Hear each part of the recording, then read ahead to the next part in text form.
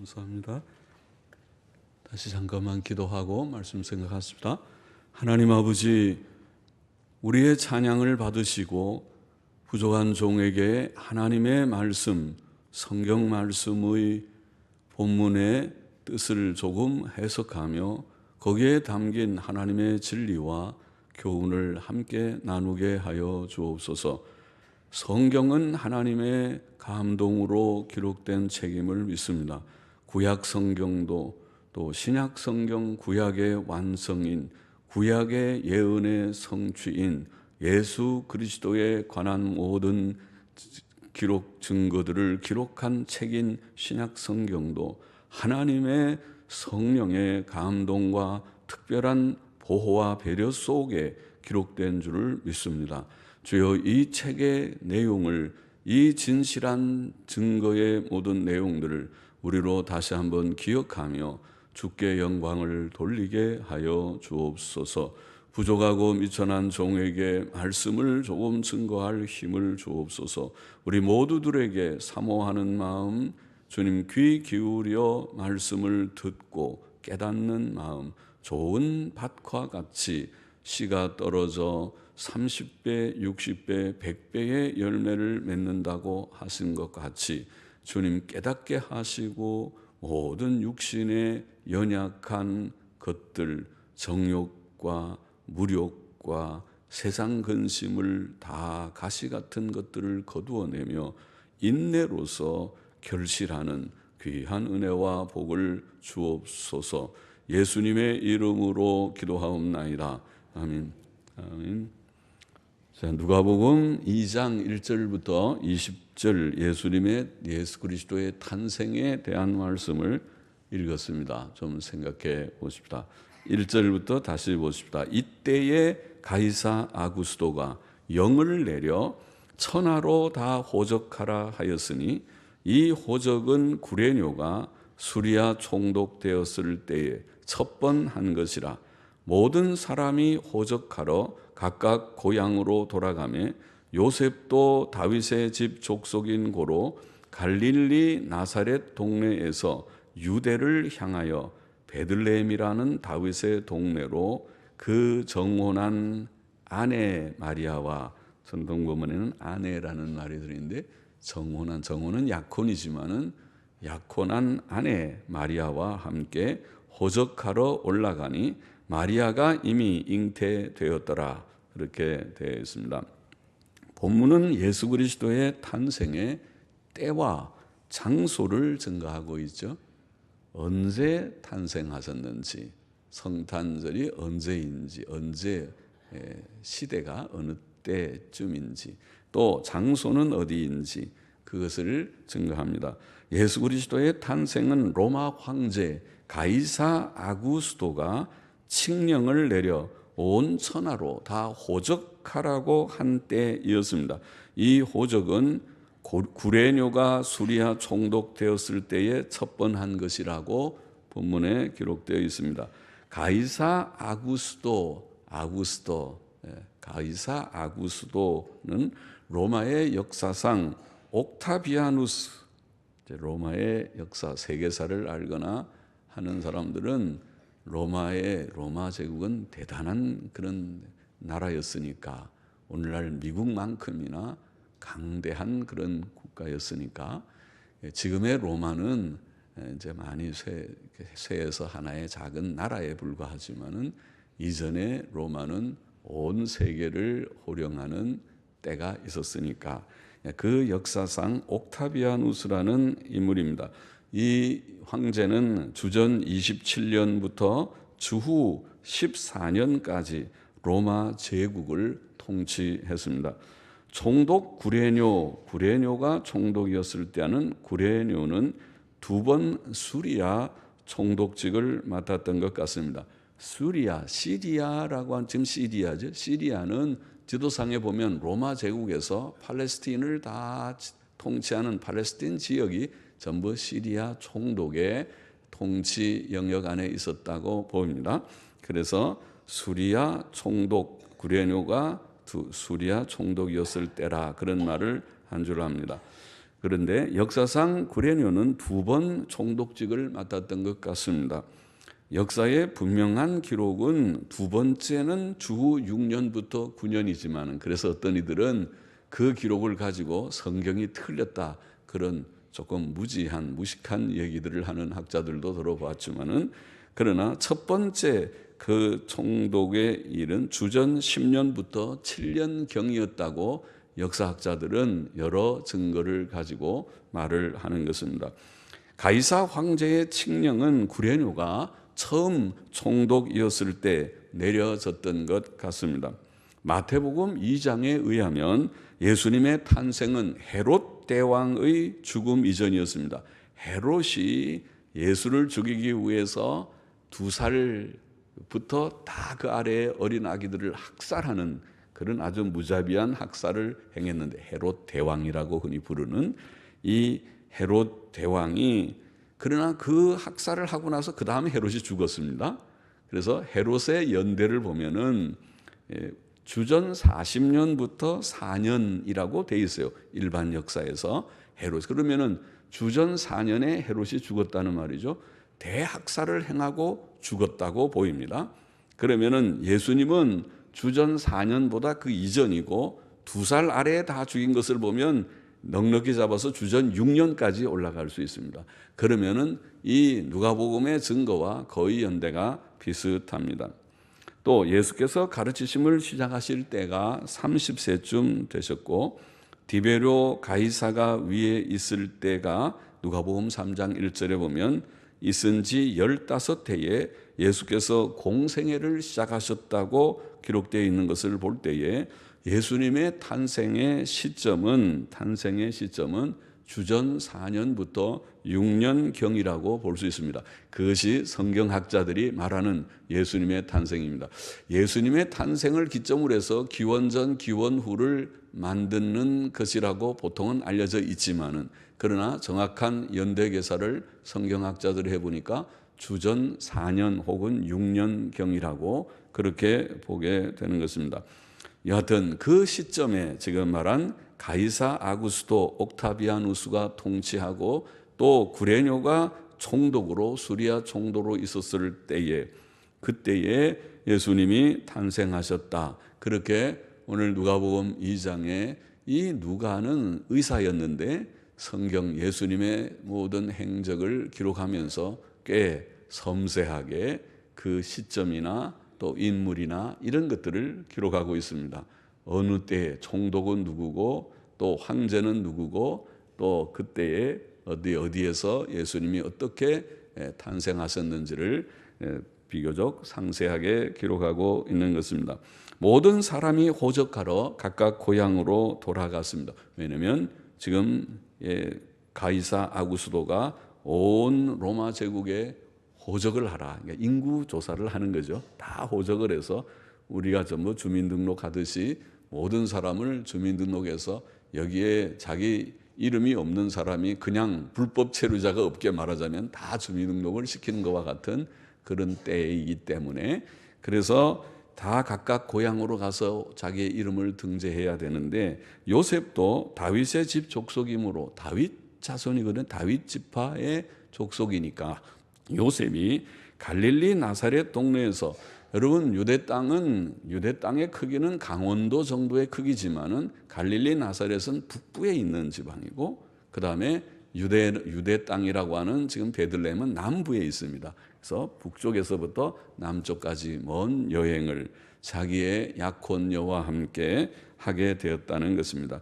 갈릴리 나사렛 동네에서 유대를 향하여 베들레헴이라는 다윗의 동네로 그 약혼한 아내 마리아와 아내라고 표현했습니다. 아내 마리아와 함께 호적하러 올라갔습니다. 마태복음은 요셉을 마태복음 1장 19절에 보면 그 여자의 남편 또 마리아를 그의 아내 마태복음 1장 20절 1장 24절에 그렇게 표현했습니다.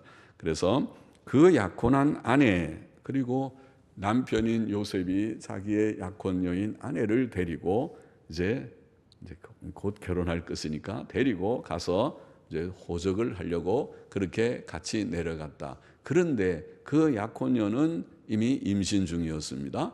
하나님의 성령의 역사로 잉태한 상태였다. 성경은 그렇게 말하고 있습니다. 6절을 보십시다. 거기 있을 그때에, 거기는 베들레헴에 내려간 것이죠. 거기 있을 그때에 해산할 날이 차서 맏아들을 낳아, 맏아들, 그 여자의 맏아들, 그렇게 되어 있습니다. 그 여자의, 그러니까 마리아의 맏아들을 낳아 강보로 싸서, 강보는 포대기죠. 어린 애기들의 따뜻한 포근한 포대기입니다. 강보로 싸서 구유에 누웠으니, 구유가 뭔가요? 구유는 외양간에 말나 소의 먹이통이잖아요. 먹이통이 구유입니다. 먹이통이 그래도 외양간에서는 제일 깨끗한 편이죠. 깨끗하게 늘 하고 거기다가 먹을 것을 주고 하니까. 그러니까 외양간에서 사관에 있을 곳이 없어서 거기 갔다. 그렇게 되어 있습니다. 이는 사관에 있을 곳이 없습니다. 여관이 사람들이 다 호적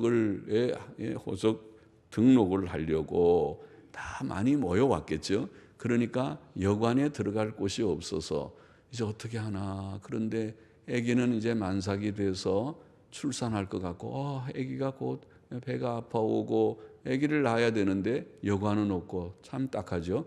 그래서 할 수 없이 찾은 곳이 외양간이 좀 춥고 누추하고 그럴 터인데 외양간에 어떻게 자리를 얻게 되고 거기에서 아기를 거기서 낳았습니다.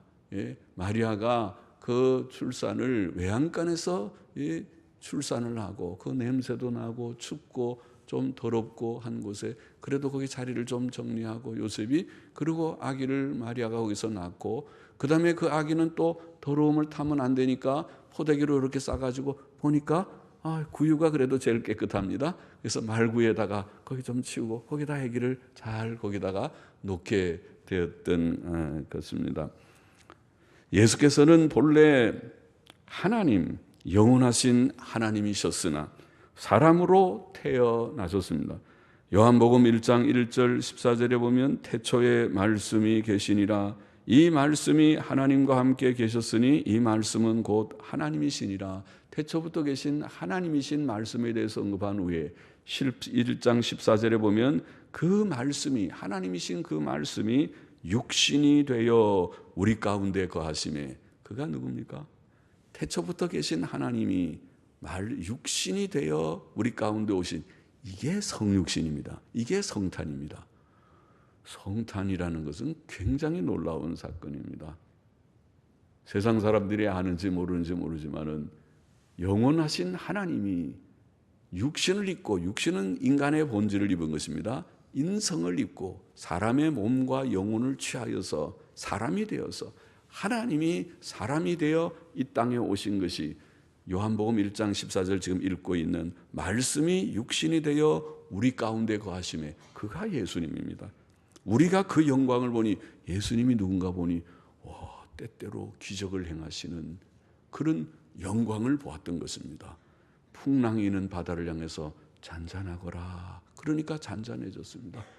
냄새가 나는 나사로의 무덤 앞에서 나사로야 나오너라. 그러니까 배를 동인 채로 나사로가 나왔습니다. 떡 5개를 가지고 무수히 많은 수천 명의 사람, 수만 명의 사람이 모여서 배가 고파서 그냥 돌려보내기 어려울 때 다 50명씩 100명씩 다 질서 있게 앉히시오. 그리고 떡을 가지고 하나님을 하늘을 쳐다보며 기도하고 감사하고 제자들에게 떡을 나누어 주니까 그 남자만 5,000명, 아이들과 여인들 합치면 수만 명이 될 그 무리가 배부르게 떡을 먹고도 12바구니에 떡이 남을 정도로 풍성한 기적의 역사. 그게 하나님의 영광을 보면 예수가 보통 사람이 아니네. 세상에 이런 거는 들어보지도 못하고 옛날에 엘리야 엘리사 때에 그런 일이 있다는 얘기는 들었지만 조금 그거는 있었지만 이런 놀라운 기적을 우리가 본다 했을 것입니다. 그날 제가 자주 말했지만은 그 보리떡 5개와 물고기 2마리를 예수님께 자기 도시락을 먹으려고 엄마가 싸준 도시락을 안 먹고 갖고 있다가 그거를 예수님 드릴게요. 아무도 없어서 그걸 드린 그 아이는 아마 예수님 앞자리에 앉아가지고 말씀 듣다가 놀라운 기적. 내가 드린 그 떡 5개와 물고기 2마리가 줄어들지 않고 계속 생기네. 그거를 예수님이 기도하고 나눠주는데 자기 떡 5개가 금방 5개면 뭐 한두 사람 먹으면 다 될 텐데 이게 자꾸 안 없어지고 자꾸 생기니까 눈이 갖고 가까이 점점 가서 아마 봤을 거예요. 내가 준 떡이 이상하다. 그러고는 그 밤에 집에 돌아가서 잠을 못 잤을 것입니다. 아니 그 밤뿐이 아니라 여러 날 밤 잠을 못 자고 우리 예수님은 놀라운 분이야. 예수님은 하나님의 아들이셔. 예수님이 저렇게 할 수가 있는가? 내가 준 떡인데, 내가 좀 보통 때는 내가 그 몇 번 먹으면 다 먹어지는 그 빵 5개에 보리 물고기 2마리 갖고 그렇게 많은 사람을 다 먹이다니, 이거는 내가 놀라운 것을 봤다고 그 두근거리는 가슴을 주체하지 못했을 것이다. 그렇게 설명했는데 그렇지요. 그런 영광을 보았다는 것입니다. 아버지의 독생자의 영광이요 은혜와 진리가 충만하더라. 영원하신 하나님이신 그는 자신을 심히 낮추셨습니다. 그래서 외양간에 그 말구유의 어린 아기로 비천한 아기로 거기에 탄생하시는 주님이셨다. 고린도후서 8장 9절에 보면 우리 주 예수 그리스도의 은혜를 너희가 알거니와 부요하신 자로서, 하나님은 진짜 부자죠. 하나님의 아들이니까 진짜 부자죠. 세상에 재벌의 아들보다도 더 부자예요. 사실은 하나님 아버지, 하나님의 아들은 부족함이 뭐가 없습니다. 부요하신 자로서 너희를 위하여, 바로 우리를 위하여 가난하게 되심은 그의 가난함을 인하여 너희로 부요케 하려 하십니다. 우리를 예수님 믿고 다 부자 되게, 부자라는 말은 세상적인 부자가 아니라 예수님 믿고 하나님의 존귀한 자녀가 되고 하나님께서 땅 위에 모든 것을 주시는 하나님의 자녀가 되면 진짜 부자잖아요. 그래서 어떤 사람이 당신 부자예요? 그러니까 누가 부자라고 그랬다고 그래요. 그래서 우리 하나님 아버지가 부자라고. 맞는 말이죠. 우리는 진짜 부자죠. 얼마나 부자예요. 하나님 아버지가 나는 재벌 아들이에요 그러고 하는 사람보다 사실은 우리가 훨씬 더 자랑할 만하죠. 하나님 아버지의 아들이십니다. 하나님의 자녀입니다.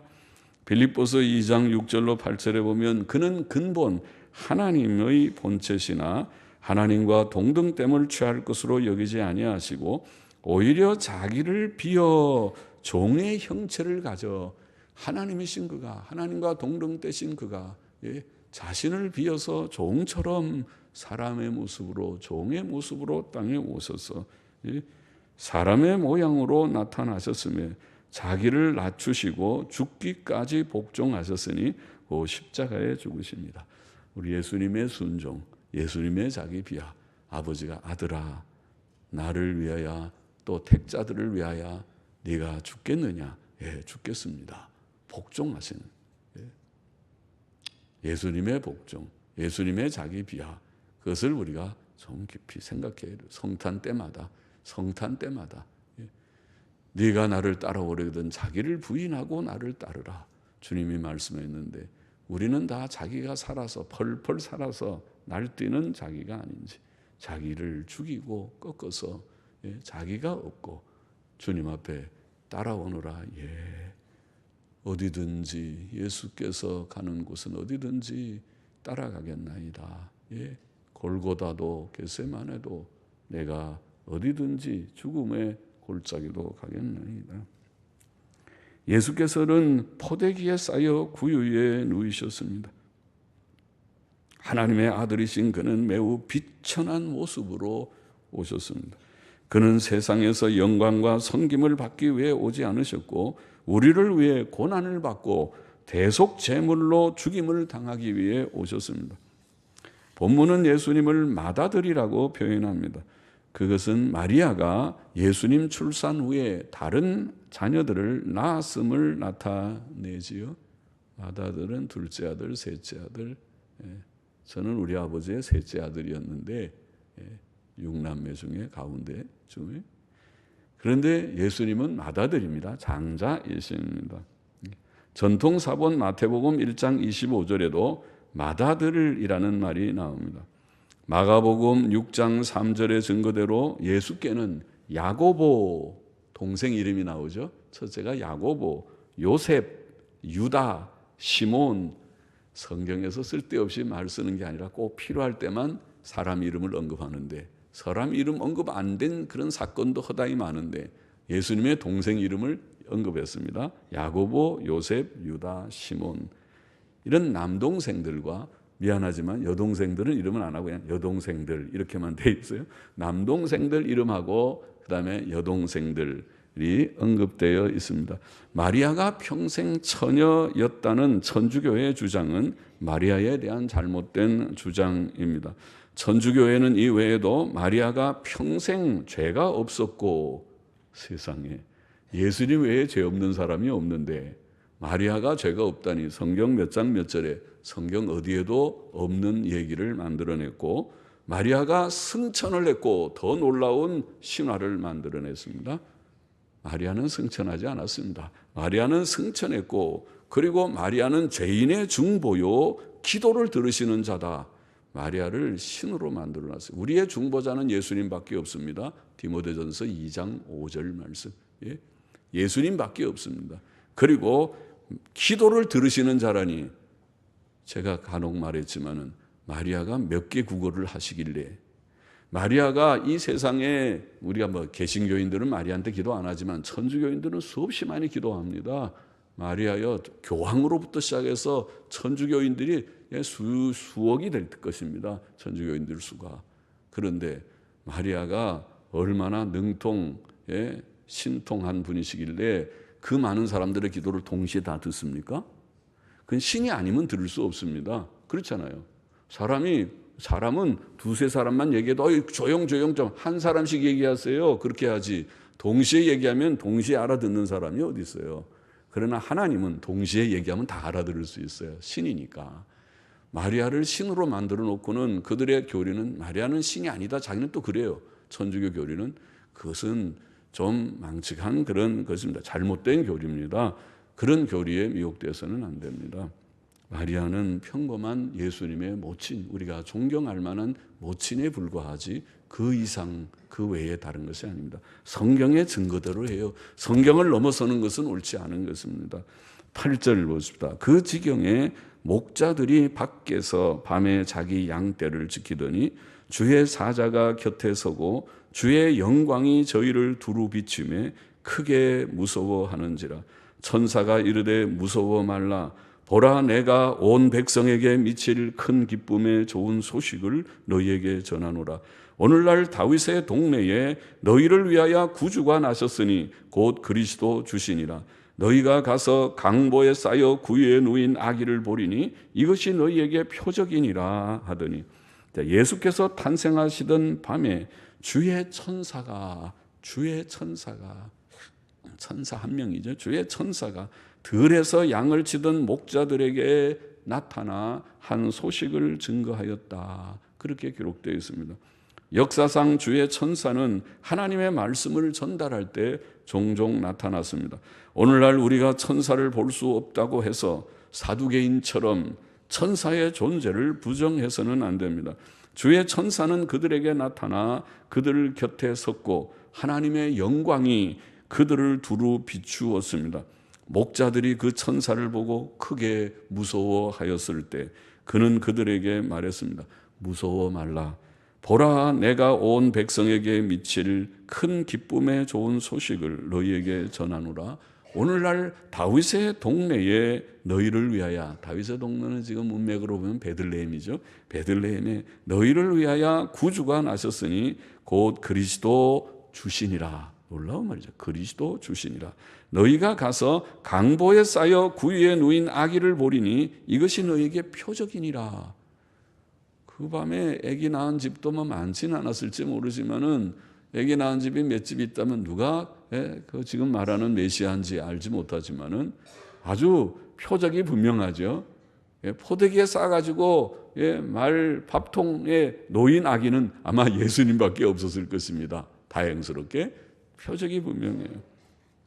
자, 오늘 다윗의 동네에 구주가 나셨다는 것, 즉 예수 그리스도의 탄생 소식은 과연 온 세상 모든 사람이 크게 기뻐해야 할 좋은 소식입니다. 그는 구주이시며 그리스도 주이십니다. 그리스도 주이십니다. 그리스도 곧 메시아라는 말은 그가 참 선지자, 하나님의 뜻을 바로 전하는 진짜 목사님 중에 목사, 설교자 중에 진짜 설교자죠. 예수님은 하나님의 뜻을 전하는 그 말씀이 너무 은혜롭고 힘이 있어서 서기관들의 유창한 설교와 비교가 되지 않는다. 그의 말씀은 힘이 있고 은혜가 됩니다. 또 참 제사장, 우리를 위하여 제사를 드리시는 제사장, 참 왕, 우리를 다스리시고 마귀의 권세에서 건져주시는 왕이시다. 그게 메시아입니다. 예수께서는 사람들을 죄와 죽음에서 건져낼 참 선지자, 참 제사장, 참 왕으로 오셨습니다. 그것이 메시아라는 말, 그리스도라는 말입니다. 또 주, 그리스도 주라고 하는 주라는 말은 그의 신성을 나타냅니다. 하나님이라는 말이죠. 구약의 여호와라고 번역된 것이 헬라어로는 주, 큐리오스, 주라는 말입니다. 목자들은 가서 포대기에 쌓여 구유에 누인 아기를 볼 것이며 그것이 그들에게 증표가 될 것입니다. 하나님께서는 그의 천사를 통해 구주의 탄생 소식을 전해 주셨고 또 증표까지 주셔서 그들로 구주 탄생의 소식을 믿게 하셨고 가서 확인하게 하셨습니다. 13절을 봅시다. 호련히 허다한 천군이 그 천사와 함께 있어, 그 천사만 본 것이 아니고 갑자기 허다한 천군, 수많은 천군은 하늘에 있는 천사들의 무리죠. 군대와 같은, 보통 연병장의 군대들을 집합하면은 대단하잖아요. 몇백 명 또 몇천 명이 모일 수도 있어요. 큰 운동장이라면. 전쟁을 하면은 뭐 굉장한 장관이겠죠. 수천의 군대가 전부 배치될 것입니다. 그런데 하늘에 있는 천사들의 수가 수천 수만의 무수한, 그래서 군대라고 표현합니다. 천군, 하늘에 있는 군대란 말이죠. 허다한 수많은 천군이 그 천사와 함께 있어 하나님을 찬송하는 소리를 들었습니다. 찬송의 가사는 분명하고 은혜롭고 아름다웠습니다. 우리 요새 찬양대가 점점 아름다워지죠. 찬양대가 화음도 좋아지고 테너 파트도 많이 보강이 돼서 좋아지고, 베이스 테너도 남성 파트도 좋고, 이제 우리 여성 파트에 몇 사람만 좀 더 오십시오. 우리 신년도에는 이제 주일학교 교사들 몇 사람을 이렇게 차출해서 빼기 때문에 좀 더 보강이 돼야 되는데 여성 파트 좀 보강을 해서 더 잘 하십시오. 그 찬송의 내용을 보니까 지극히 높은 곳에서는 하나님께 영광이요, 땅 위에는 평화, 땅 위에는 평화, 사람들 가운데는 은혜로다. 전동 본문에 보면 우리 성경이랑 조금 다르게 땅에서는 기뻐하심을 입은 사람들 중에 평화다. 기뻐하심을 입은 사람들, 그렇게 그런 본문도 있지만 전동 본문에는 땅 위에는 평화, 사람들 가운데서는 은혜라고 번역할 수 있는, 호의, 은혜, 또 기쁘신 뜻, 이렇게 번역할 수 있는 말인데 은혜로다, 이쯤 번역할 수 있을 것입니다. 옛날 영어 성경은 그런 비슷하게 번역을 했습니다. 지극히 높은 곳에서는 하나님께 영광이요, 지극히 높은 곳은 천국이죠. 바울이 그의 서신에서 말한 세 번째 하늘, 셋째 하늘, 우리가 새들이 날아다니는 창공이 아니고 저 해와 별이 있는 더 높은 곳보다 더 가는 빛의 속도로 조금 달려가서 볼 수 있는 곳이 하나님의 영광의 처소일 것이다. 하나님은 하늘에서 내려오시고 하늘로 올라가셨다고 표현되었다.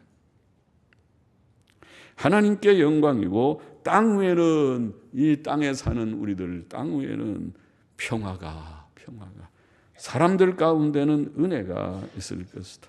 은혜와 평화는 구원의 원인과 그 결과와 같죠.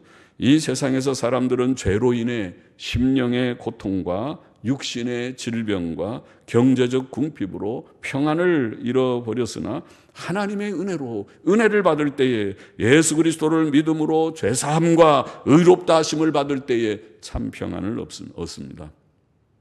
사람이 죄인은 평안이 없어요. 악인에게는 평강이 없느니라, 이사야서에 보면 2번이나 말했죠. 하나님께서 악인에게는, 사람이 죄 지으면 평안이 없어요. 그러나 하나님 앞에서 떳떳하고 바로 살면 평안이 넘칩니다. 그런 사람은 밤에도 잠을 편안하게 잘 자게 하실 줄을 믿습니다. 자게 하실 줄. 그러니까 죄 있으면 회개를 하면 돼. 다 철저히 회개하고 하나님 앞에서 그걸 고치고 결심하고 그러면 하나님이 평안을 주실 것을 믿습니다.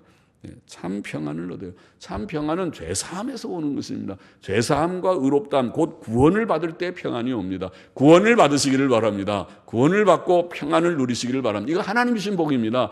하나님이 우리들에게 주시는 것이 뭐냐, 오늘 성탄의 천사들의 찬송의 소리와 같이 저 높은 하나님께는 영광이고 땅 위에는 평화야, 평화가 있고 사람들에게는 은혜가 있기를 하면서 찬송을 불렀습니다. 찬송을. 그래요? 하나님의 은혜를 받아야, 사람이 은혜를 받아야 평안할 수 있습니다. 평안할 수 있습니다. 이 평안은 장차 천국에서 충만히 누릴 것이지만은 지금 이 세상에서도 상당하게 누리는 것입니다. 그래서 요한복음 14장 27절에 보면 주께서 내가 너희에게 평안을 주노니 이 평안은 세상이 주는 것과 같지 않으니 너희는 마음에 근심하지도 말고 염려하지도 말라. 이 평안을 지금 주신다는 거죠. 천국에서 주시는 건 말할 것도 없고 지금 이 땅 위에서 평안을 누리게 될 것입니다. 누리십시오. 누리고 계십니까? 누리기를 바랍니다. 예수님 바로 믿고 아까 말한 대로 죄되는 일이 있으면 작은 거리끼는 거라도 철저하게 회개해야 돼요. 안 그러면 하나님의 평안이 그 속에 있기가 어려워요.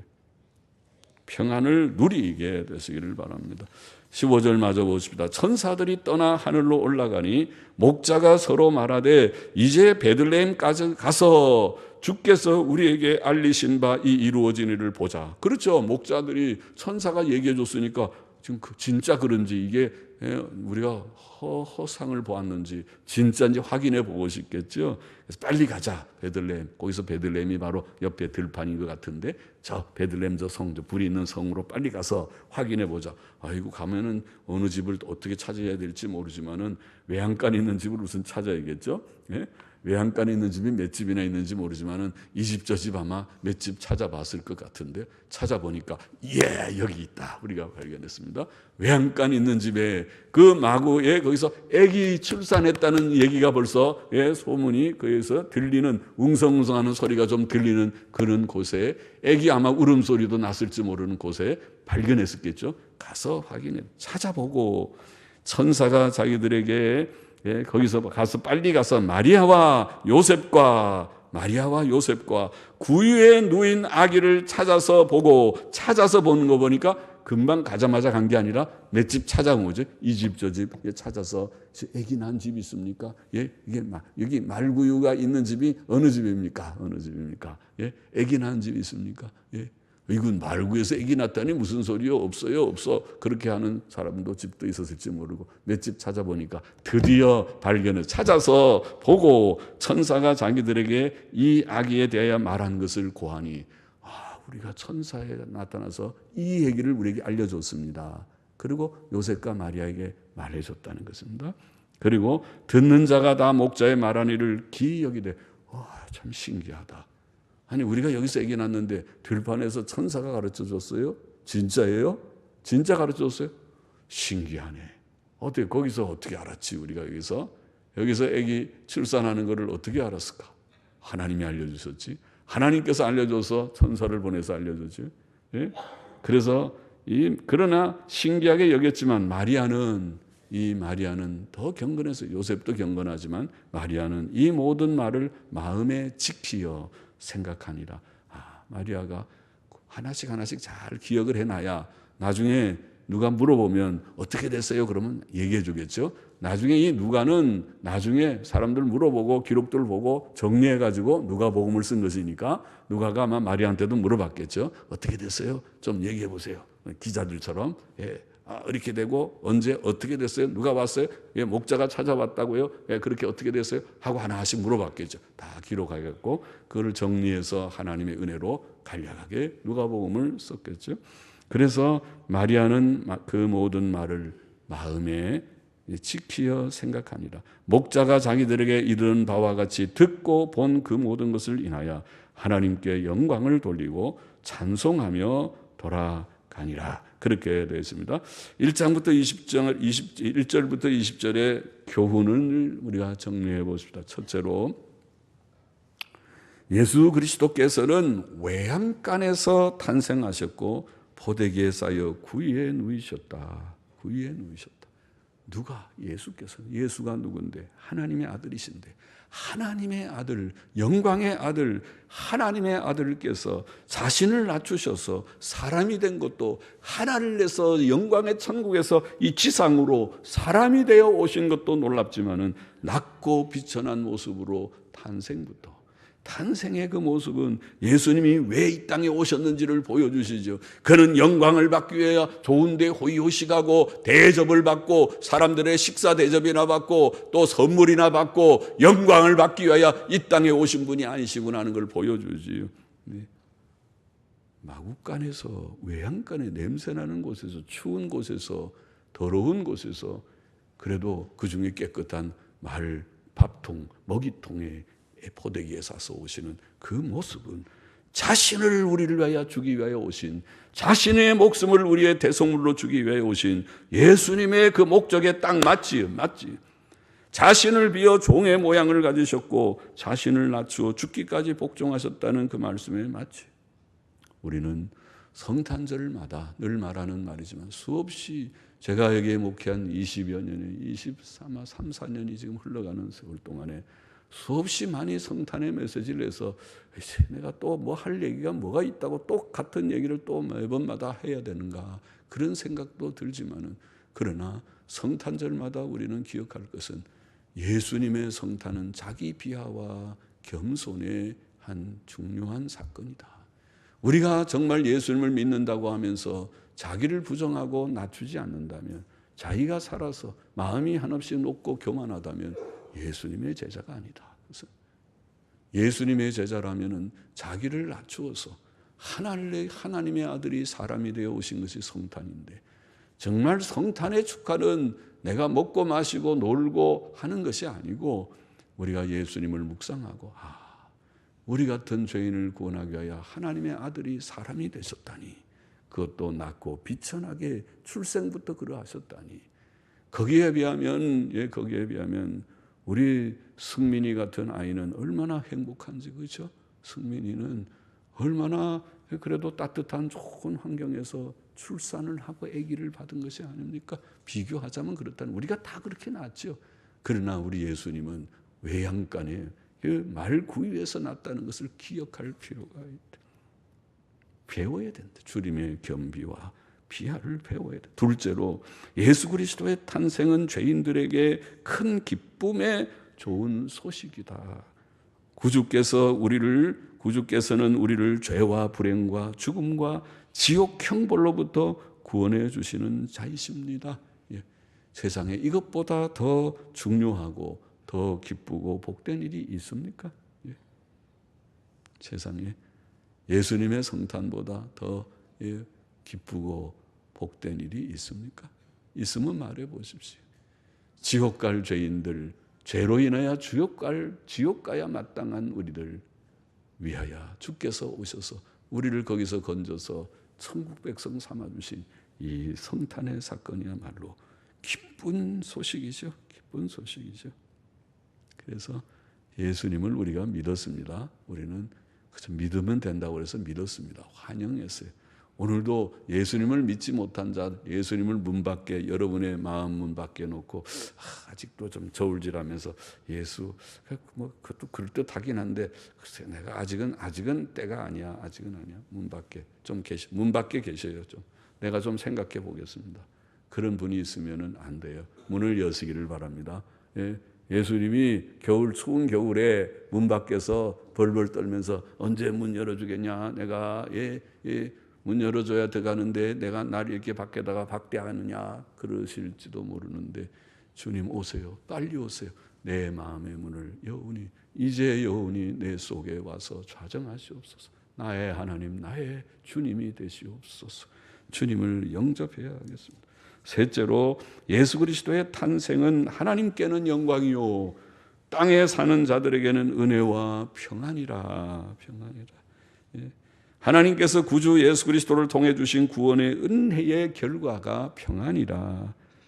구주 예수께서는 마태복음 11장 28절에 수고하고 무거운 짐진 자들아, 우리를 두고 진짜 수고하고 무거운 짐진 자죠. 특별히 남자들이 그렇죠. 얼마나 수고하고 무거운 짐. 근데 요새 제가 걱정이더라고요. 새벽 기도 나올 때 보면은 7011 버스가 항상 지나가는데 7011이 저는 새벽 기도 하느라고 한 10분 전, 15분 전쯤에 딱 나오면은 10분 전쯤인가? 나오면은 7011이 꼭 그때 지나가는데 7011에 차가 사람이 꽉 차 있어요. 저 사람들은 새벽 기도도 안 하면서 아침부터 어디 시장 가느라고 저렇게 많이 가나 보다. 그래도 저렇게 해야 먹고 살지. 그래도 남대문 시장, 동대문 시장이 아직 살아있겠지 생각했는데 며칠 전인가 그 평일인데 나가서 7011 지나는데 썰렁해요. 버스가. 그냥 가슴이 제가 덜커덕하더라고. 큰일 났구나. 지금 동대문, 남대문이 썰렁하다는 말은 듣고 이게 큰일 났다. 문 닫는 데가 많다. 말은 들었지만은 듣고 그렇지만은 저 버스까지 썰렁하면 사람들이 이제는 나가서 어디 일할 데가 없다는 말인가. 이게 걱정이 됐어요. 다 수고로운, 그래도 뭔가를 먹고 살아야 되니까 나가서 일해야 되고 열심히 뛰어야 되는, 날마다 긴장 속에 살고 일거리가 있어야 되고 일을 잘 해야 되고 그래야 먹고 사는 수고로운 세상. 거기다가 인간관계의 갈등이 있고 죄가 있고 시험이 있고 하나님 앞에 징계가 있고, 그러면은 수고하고 무거운 짐진 자입니다. 인생이 수고하고 무거운 짐진 자예요. 그런 자들에게 주님께서는 다 내게로 오라. 우리가 그런 자였기 때문에 왔어요. 우리가 예수님 왔습니다. 왔으니까 내게로 오라. 그럼 뭐 줘요? 오니까 내가 너희를 편히 쉬게 하리라. 쉬게 하리라.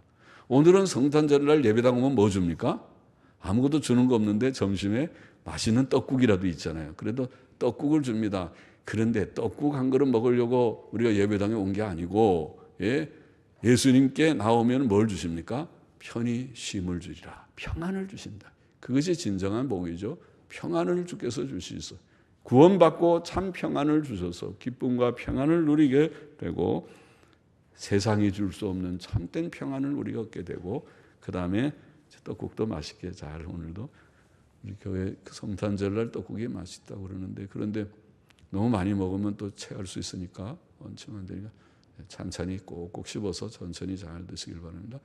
그냥 떡국보다 진짜 중요한 참 평안을 누리는 성탄절이 되기를 원합니다.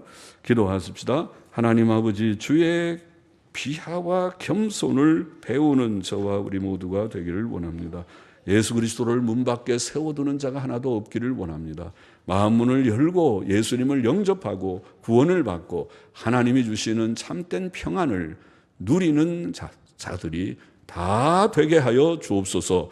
예수님의 이름으로 감사하며 기도하옵나이다. 아멘. 아멘.